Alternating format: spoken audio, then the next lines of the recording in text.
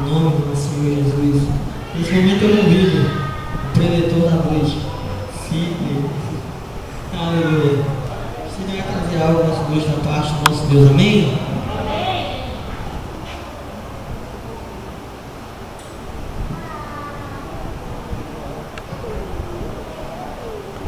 Graça e paz para todos, amém? Se o senhor não quiser perder o trabalho que o senhor construiu nas outras gravações, é melhor o senhor mandar desligar. Eu queria nessa noite, o que o Thiago disse aí, os irmãos vão ficar esperando alguma coisa, né? Mas eu queria nessa noite, em nome de Jesus, trazer, né? Tentar ser canal de Deus para a vida de vocês e para a minha vida também, que se for o canal vai passar por mim, passou por mim e abençoou, amém? Eu queria ler com os irmãos uma parábola, né? A parábola do rico insensato, Lucas capítulo 12, do versículo 13 ao versículo 21, amém?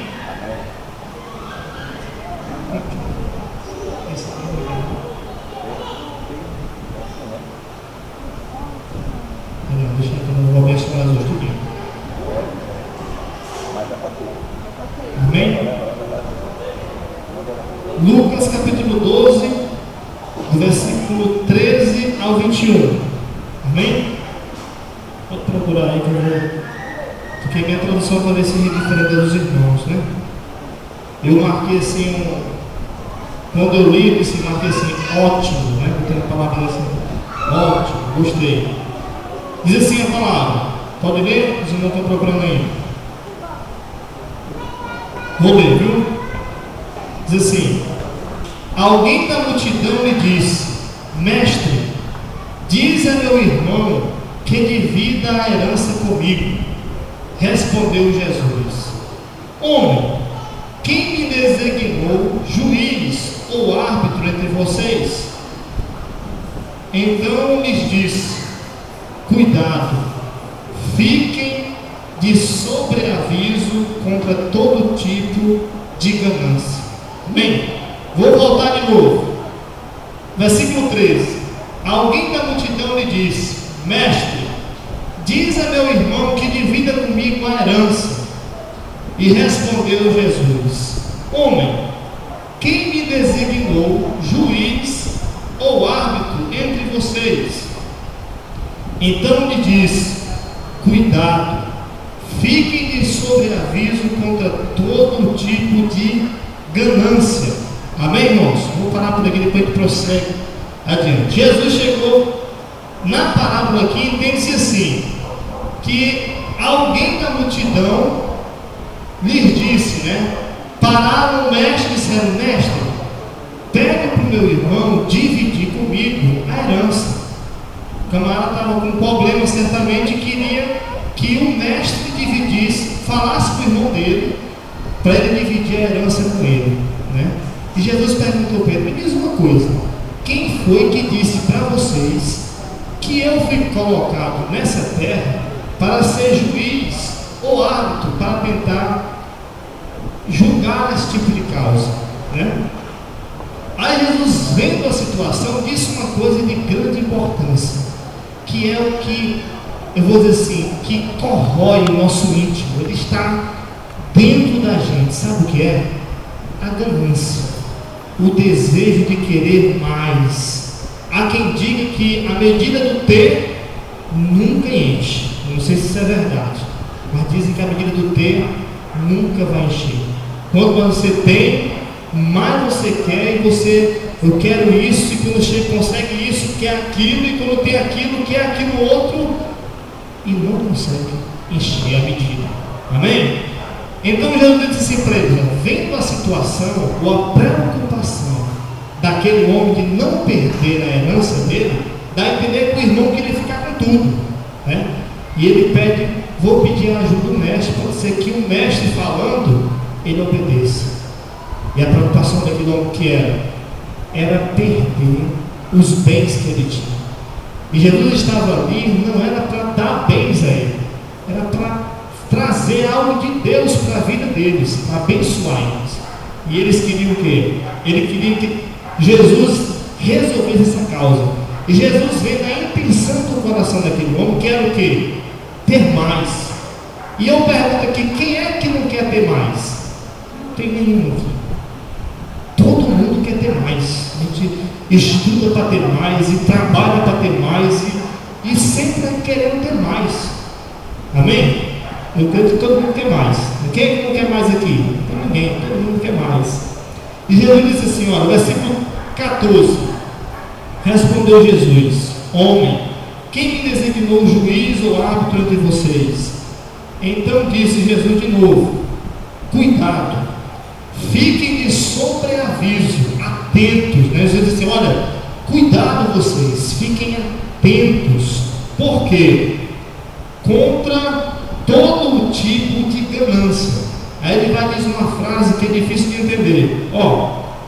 A vida de um homem não consiste na quantidade dos seus bens. Jesus disse, olha, cuidado com a ganância. Ele estava vendo a preocupação daquele homem de perder a herança que ele tinha para receber. Porque eu não vejo assim, o negócio para dar confusão é herança. Se o pai tem muitos bens e ele não dividiu o negócio antes de falecer, acabou a família, matou todo mundo. O que era unido se acaba, assim, briga todo mundo por conta de um pedacinho de terra a mais, já fez a confusão. Então Jesus diz assim, olha, cuidado vocês com a ganância que às vezes gera em nós, assim, tenta tirar a nossa paz em querer mais. Ele disse, olha, os bens, diz assim, a vida de um homem não consiste na quantidade dos bens. Ele diz assim, a quantidade dos bens que o pastor Marcelo tiver não vai querer dizer que ele é o mais feliz do que o Tiago, porque não vai ter. Até outro dia eu falei aqui a respeito disso, que se eu tiver uma Hilux, não quer dizer que eu sou mais feliz do que o Dejaci que está andando de moto. Não, eu estou usufruindo da Hilux. Vai ver o prazer que eu tenho de andar de Hilux seja semelhante ao prazer que o Deja tem de andar de moto, né? Tudo que a gente conquista é incrível. Eu não sei o que é ter Hilux não, eu estou vendo assim só dando um exemplo. Mas eu lembro que eu tinha uma bicicleta e quando meu pai me deu uma bicicleta, para mim era uma coisa, era assim, uma 600 hoje, né? Eu pulei na bicicleta, era um prazer, só não voltava a querer dormir, de tanto querer andar de bicicleta. Depois da bicicleta eu não estava nem aí, jogava no canto, jogava no outro, e todo mundo tinha bicicleta. Depois veio o desejo de querer comprar uma moto. E tu diga assim, quando eu tiver uma moto, eu vou cuidar muito bem dela, vou colocar isso, colocar aquilo, limpar e fazer não sei o que. A moto chegou. E eu para lá, para cá na moto, daqui a pouquinho, mais nem aí para a moto. Moto para mim não era mais nem igual a bicicleta, estava passando, né? Daqui a pouco você vai conseguindo as coisas e aquilo que era tão importante se torna comum para a gente. Mas o nosso desejo de querer ter mais ainda não acabou. E Jesus disse assim, olha, a vida de um homem não se mede pelos bens que ele tem. A felicidade de um homem não mede-se só por isso. Isso nos traz alguns prazeres. E quem é que vai se limitar? Eu não vou me limitar. Se eu tiver que ter milhões e milhões, eu vou querer. Agora, o que não pode ter, sabe o que é? É às vezes a ganância nos faz perder a bênção de Deus na nossa vida. E eu vou além. E diz assim, então lhes contou uma parábola. Depois disso, foi que Jesus contou uma parábola. A terra de um certo homem rico produziu muito. Versículo 17. Ele pensou consigo mesmo, o que eu vou fazer? Não tenho onde armazenar a minha colheita. Versículo 18. Então disse, já sei o que vou fazer. Vou derrubar os celeiros velhos e construir outros celeiros maiores. E ali guardarei toda a minha safra e todos os meus bens. E direi a mim mesmo. E outra tradução diz assim, e direi a minha alma. Mas na minha diz assim, e direi a mim mesmo, você tem grande quantidade de bens armazenados para muitos anos. Descanse, coma, beba e alegre-se. versículo 19. O que Deus, Jesus assim, trouxe um exemplo, né? Disse que a fazenda de um homem rico tinha produzido muito, a safra foi boa. E o que aconteceu? Ele não tinha nem aonde guardar, e ele pensou consigo: tenho muita coisa. Derrubou os celeiros velhos e construiu outros maiores. Ele chegou, na verdade, em uma fase que eu diria assim, que é o que muitas pessoas sonham. Sabe qual é? O camarada tem um Fusca e ele pensa: se eu tivesse uma carreta, eu deixava de trabalhar de empregado, ia ganhar dinheiro por aí, e vai embora. E o outro pensa: se eu tivesse 2, 3 casas, eu também deixava de trabalhar, ia fazer não sei o que, não sei o que, e todo mundo vai sonhando. Esse camarada chegou numa fase que ele tinha tanto, que ele pôde dizer para ele mesmo: olha o sonho de muita gente: descansa minha alma, come, bebe e te alegra, porque tu tem muitos bens para passar muitos anos. É aquele camarada que conquistou tanta coisa, que ele olha assim: rapaz, se eu parar de trabalhar hoje, eu posso, só o dinheiro que eu tenho aí, eu posso deixar no banco e passar a vida toda só curtindo e se alegrando. E isso é verdade? É. Eu diria para os irmãos que hoje existem muitas pessoas que têm essa condição. Hoje existem pessoas que, se ele decidir assim: olha, eu não vou mais trabalhar, vou só ficar deitado, curtindo a vida, o dinheiro que ele tem é tanto, que só o juro dá para ele ficar curtindo a vida, por exemplo, se balançando na rede, gastando para lá e para cá. Porém, uma coisa Jesus chamou a atenção, e eu queria nessa noite chamar a atenção de vocês para isso: que nós às vezes desejamos conquistar esse estágio de vida. Nós lutamos e corremos e nos esforçamos para alcançar uma situação que a gente consiga parar e respirar e dizer para a nossa alma: olha, alma, come, bebe e te alegra, porque tu tens muitos bens para passar os restos dos anos que você tem nessa vida. Agora, vamos dizer assim, para o máximo que um homem vai ter que viver hoje é 80, 90 anos, estourando 110. Isso é muito pouco tempo. Dá para manter um celeiro cheio, dependendo do tamanho dele, dá para manter a vida do homem 110 anos.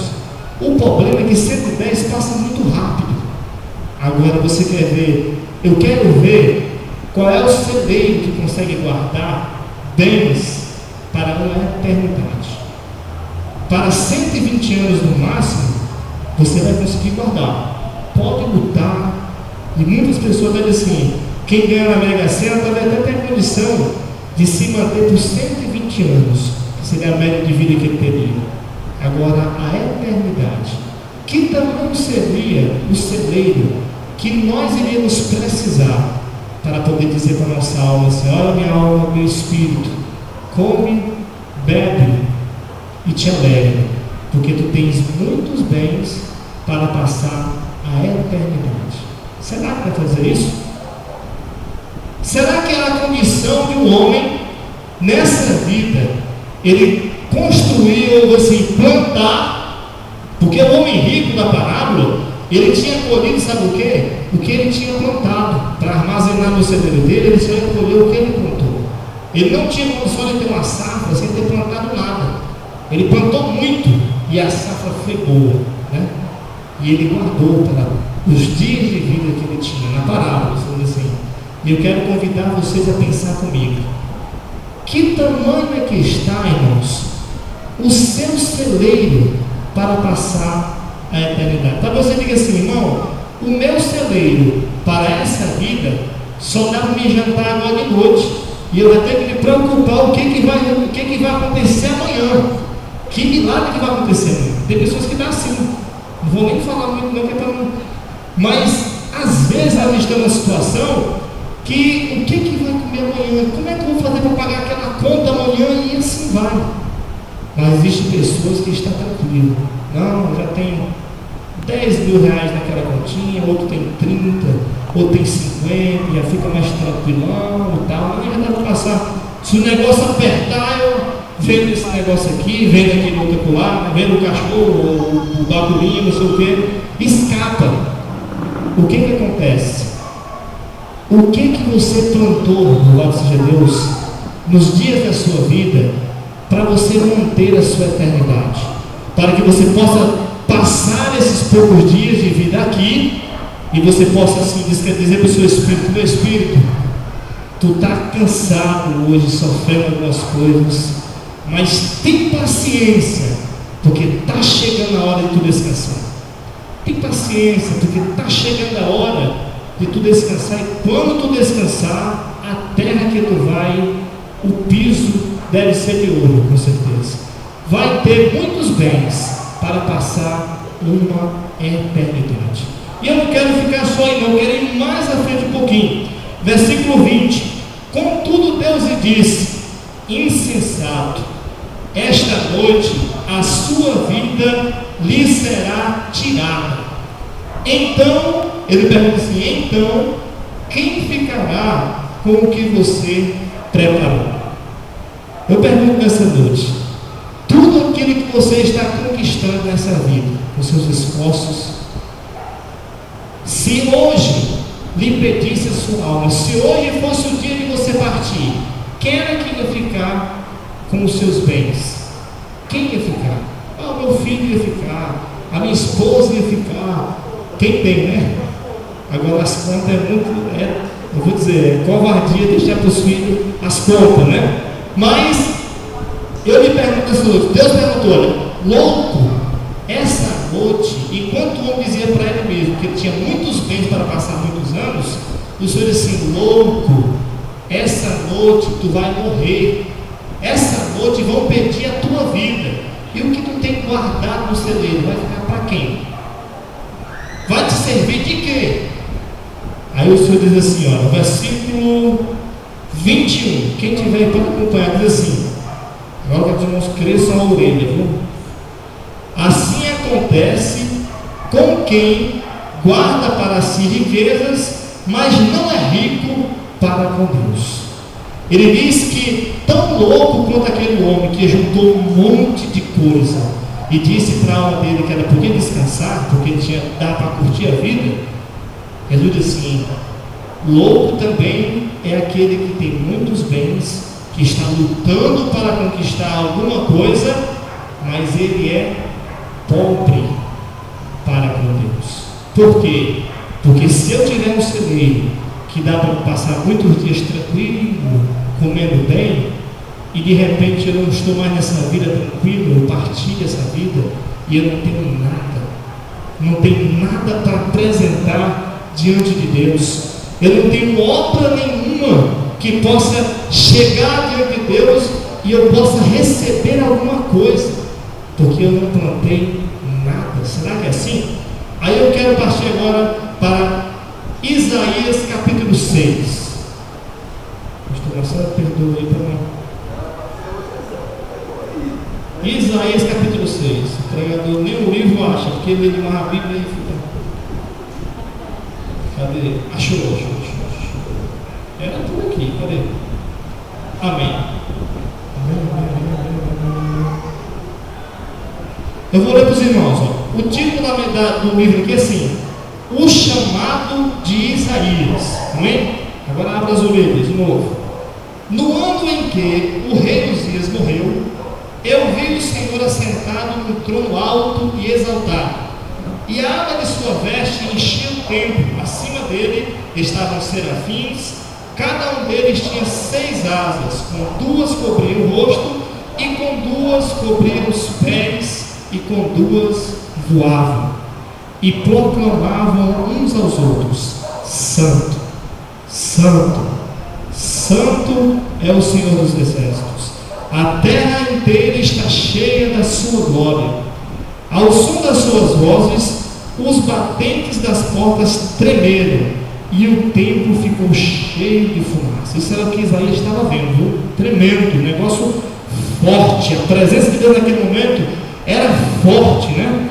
E ele diz assim: então, o que Isaías diz? Então eu gritei. Ele diz assim: ai de mim, porque eu estou perdido. Na hora que Isaías viu o mover de Deus, que era algo muito forte, algo que ele fez? Ele viu que Deus era muito grande, muito santo, e que ele era um miserável. Ele começou logo a enxergar a situação da vida dele de pecado, que ainda tinha alguma falha. Na hora que ele entrou na presença de Deus, ele viu que tamanho que ele era. Mas ele diz assim, mesmo ele se considerando assim, olha o que ele diz: ai de mim, estou perdido, pois sou homem de lábios impuros e vivo no meio de um povo de lábios impuros. Talvez assim, será que eu sou diferente de Isaías? Será que eu não estou convivendo no meio de um povo de lábios impuros? Não vou dizer que não, já vieram no nosso ambiente de trabalho, na escola, em outros cantos.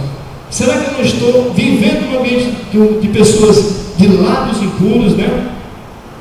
Aí diz assim, ó, e os meus olhos viram o Rei, o Senhor dos Exércitos. Versículo 6: logo um dos serafins voou até mim, trazendo uma brasa viva que havia tirado do altar com uma tenaz. Com ela tocou a minha boca e disse: veja isto. Tocou os seus lábios, por isso a sua culpa será removida. Que coisa importante, né? Primeira coisa que Deus fez com ele foi remover a culpa que havia no coração dele, que é algo que nos impede muitas vezes de tomar grandes decisões na vida, né?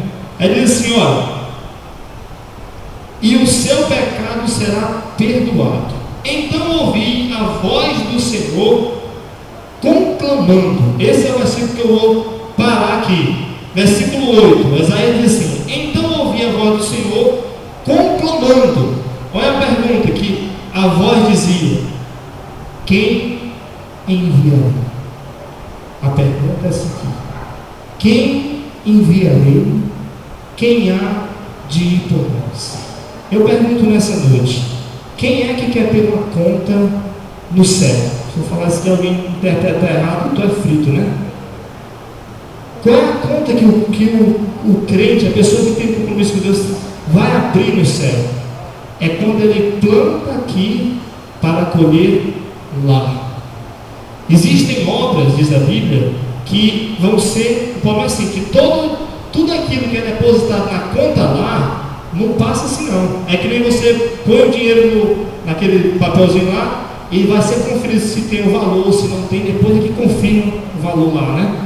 E as obras que são feitas aqui para depositar lá, elas são provadas. E diz que tem obras que é de palha, e depois que passa na prova não chega nada. Amém?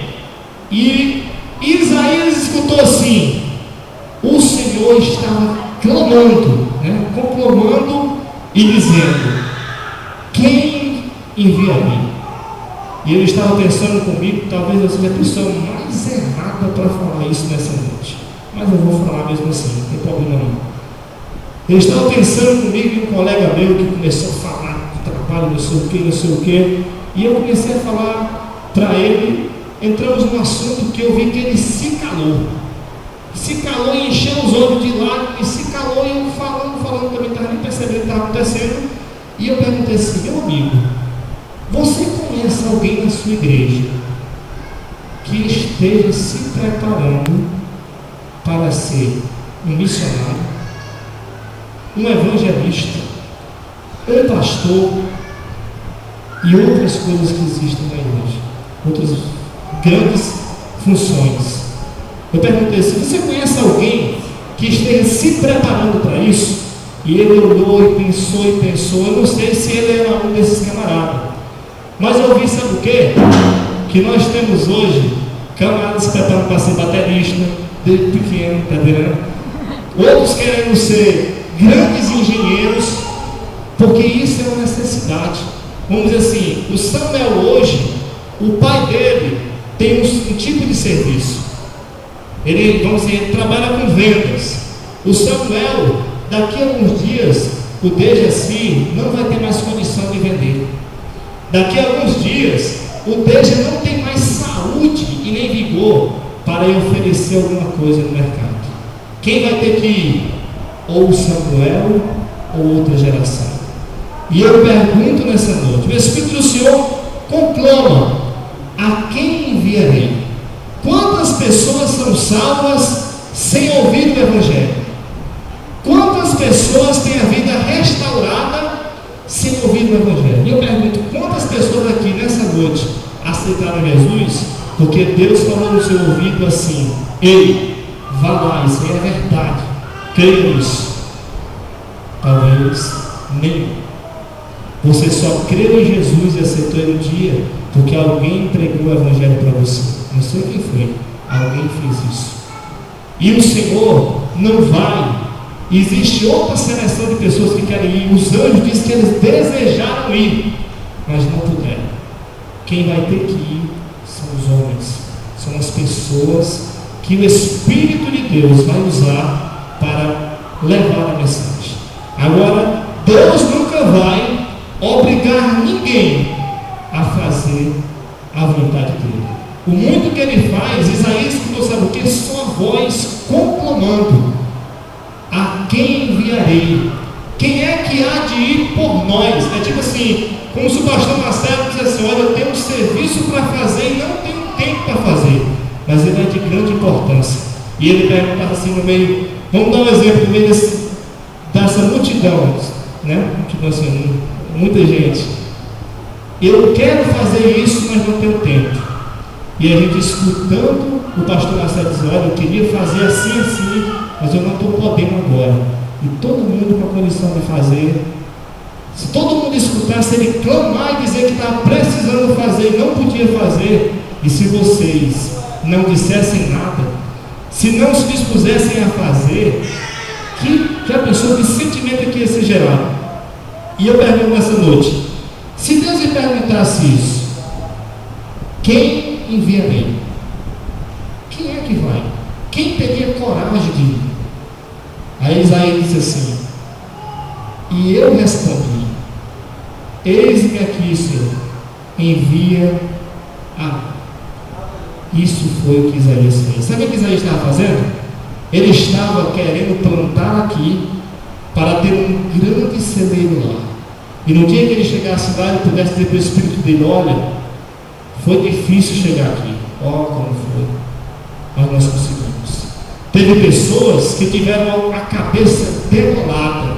Outros foram crucificados de cabeça para baixo. Isso é sofrimento demais. Mas com certeza tinha um grande motivo para tudo isso. Muitos homens do passado sofreram para que nós hoje pudéssemos escutar a palavra. Muitos deles tiveram que enfrentar multidões, serem apedrejados, sofrerem calúnias, foram presos, e um deles disse assim: olha, enquanto eu estou preso, o Evangelho não estava preso, estava preso um homem só. E parece que quanto mais apertavam a igreja naquele tempo, e tentando segurar o Evangelho, mais o Evangelho se expandia. Quanto mais apertavam eles, mais eles pregavam o Evangelho. E hoje eu pergunto: será que o Senhor não diz assim? Será que o Espírito de Deus não toca no íntimo dos corações e pergunta: quem é que irá levar a minha voz? Quem é que vai levar a minha mensagem para que as vidas que às vezes estão sofrendo, oprimidas, às vezes é um vizinho seu, às vezes é um colega seu de trabalho que o sorriso está bem aqui, ó, na sua frente, mas só Deus sabe a situação que está a alma dele por dentro. Talvez quando ele sai da sua frente, ele chore e volte de novo e mostre para todo mundo que ele está super bem. Existem pessoas que pensam que ele é o super-homem, mas na verdade ele é o super fracassado. E você tem algo de Deus grandioso. Você tem o reino de Deus para trazer existência nessa vida. E muitas vezes, sabe o que a gente faz? O Senhor pergunta assim: quem é que vai levar a minha voz? E nós ficamos, sabe como? Calados, com medo de dizer alguma coisa, porque se disser eis-me aqui, vai que ele manda a gente ir. Vai que você diz assim: Senhor, eis-me aqui, eu não tenho condição, está tudo errado, mas eu estou aqui. Vai que ele diz assim: você, Flávio, vai agora lá. E aí como é que fica? Às vezes nós temos medo, sabe de quê? Do nosso celeiro nessa vida não dá para a gente sustentar o próximo ano. E pode ser que a gente vá embora hoje e a nossa conta, como é que está? Perdão pelo tempo que eu tomei, Mas que Deus abençoe a vocês, em nome de Jesus. Eu passo agora a palavra para o pastor Marcelo.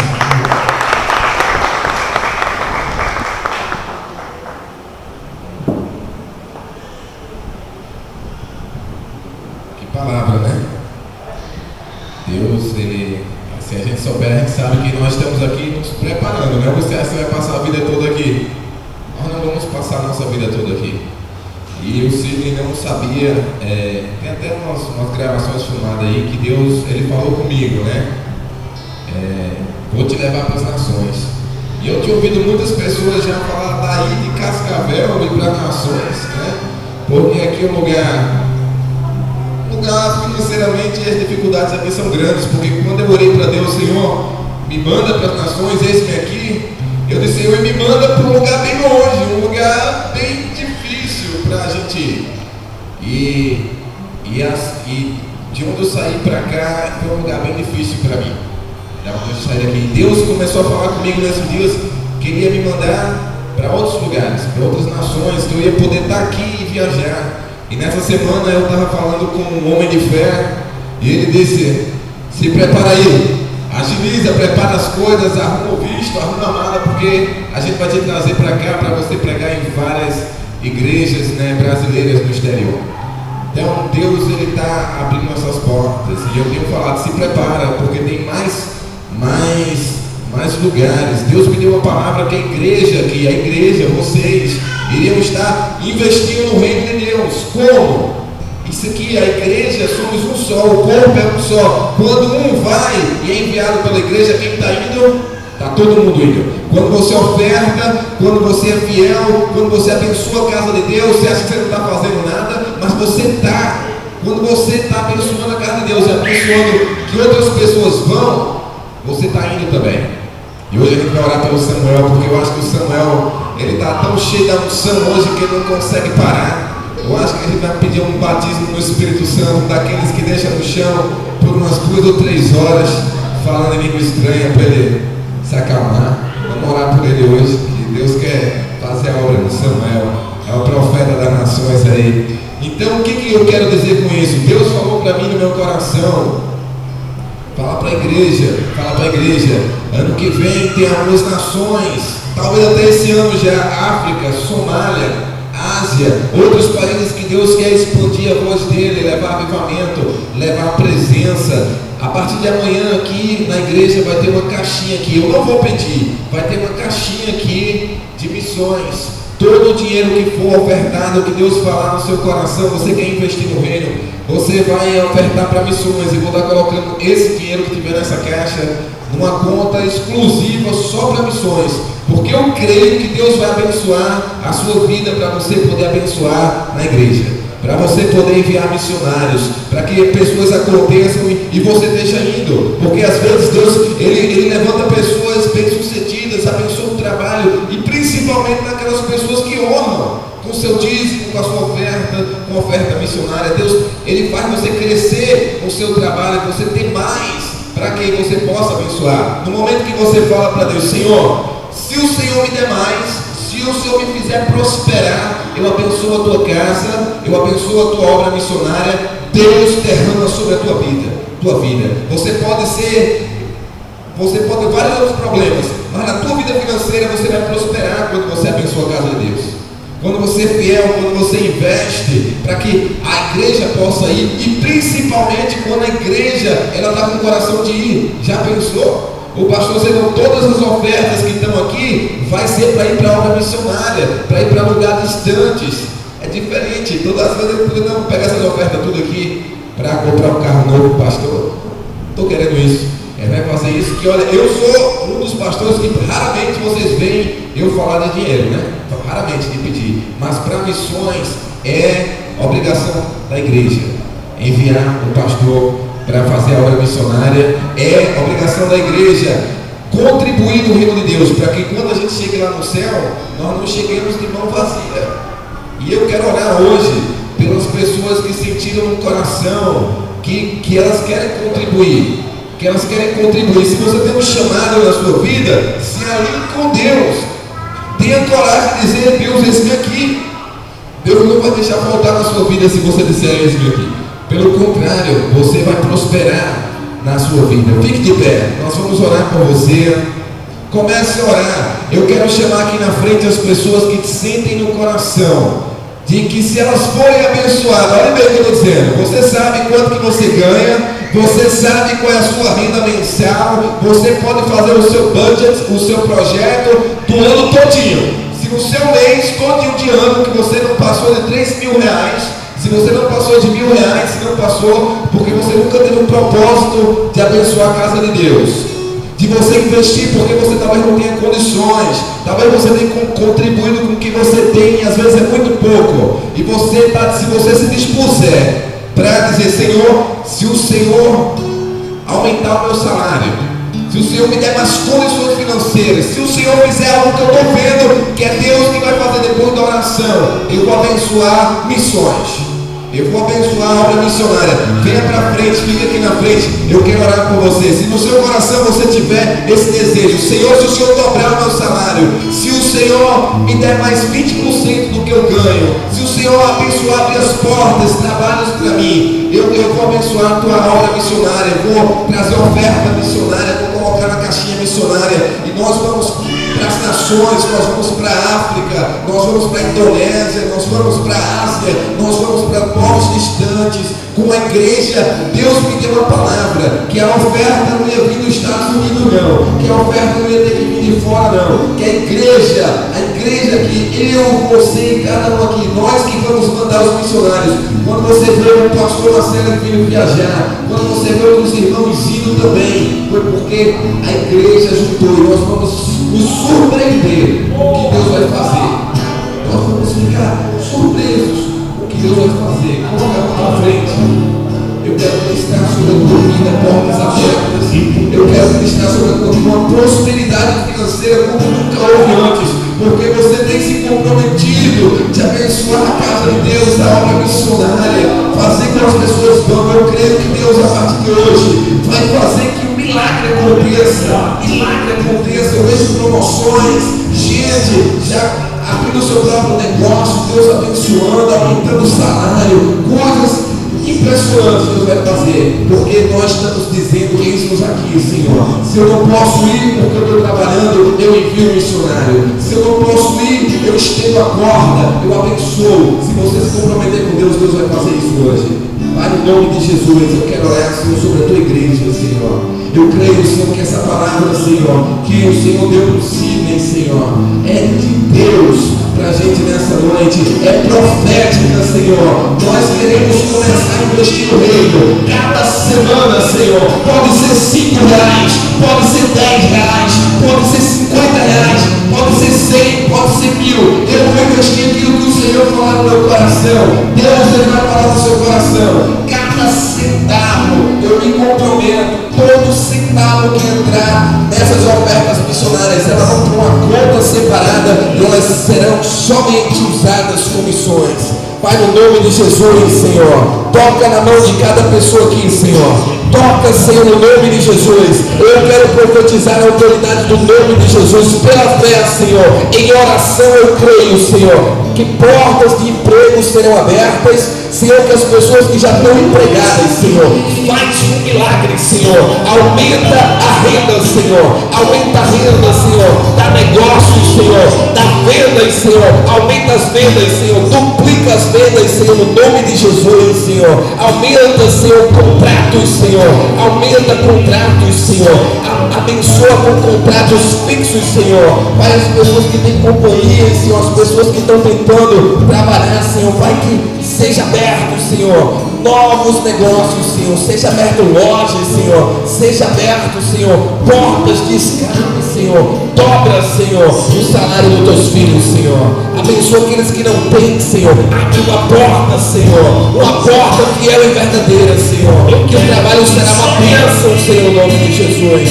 Nós abençoamos as finanças, Senhor, e todos aqueles, Senhor, que em seus corações, Senhor, se comprometeram, Senhor, com a obra missionária, Senhor. Nós abençoamos as finanças, Senhor. Nós dizemos, Senhor, que as finanças serão multiplicadas no nome de Jesus. Não porque eu quero, quero, Senhor, mas porque o Senhor me deu uma palavra, Senhor, que o Senhor iria, Senhor, usar essa igreja, Senhor, para enviar as nações, Senhor, para que essa igreja vá às nações, Senhor. Abençoa os teus filhos agora, Pai, no nome de Jesus. Amém. Glória a Deus. Glória a Deus. Aleluia. Olha bem.